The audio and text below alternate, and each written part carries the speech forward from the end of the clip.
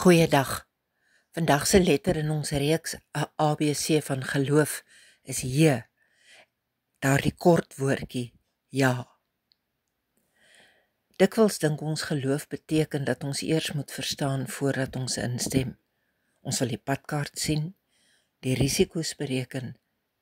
Maar Maria leer ons iets anders. In Lukas 1 vers 38 was haar ja nie 'n ja vir 'n gedetailleerde plan nie. Dit was 'n onvoorwaardelike ja vir 'n persoon.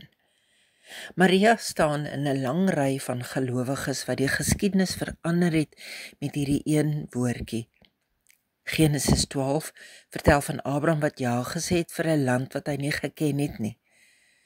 In 1 Samuel 3 hoor ons die kind Samuel antwoord: "Spreek Here, want u diensknegt luister." Dis 'n ja. In Jesaja 6 vers 8 roep die profeet uit: "Hier is ek, stuur my." Dis 'n ja. Wat hierdie mense gemeen het, is dat hulle ja die oomblik was waar God se raadsplan deur 'n menslike lewe begin vloei het. Jou ja is jou aktiewe deelname aan God se verhaal. Sonder daardie instemming bly God se plan vir jou 'n moontlikheid, maar met daardie ja word dit 'n lewende realiteit. Maar hier is die diepste geheim. Jou ja is nooit die eerste nie.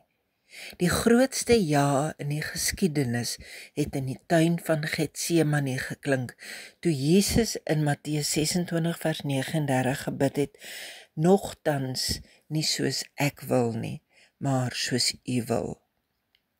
Dit was sy ja aan die lyding, sy ja aan jou verlossing. Paulus skryf in 2 Korintiërs 1 vers 20, dat al God se beloftes in Christus ja en amen is. Dit beteken dat wanneer jy vandag vir God ja sê, jy nie probeer om sy guns te wen nie.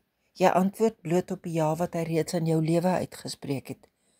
Ons sê ja vir hom, omdat hy eers vir ons ja gesê het. Kom ons bid saam. Vader, dankie dat u ja vir my gesê het, lank voordat ek van u geweet het. Ek gee vandag vir u my ja, my volle instemming. Laat met my gebeur volgens u woord. Amen.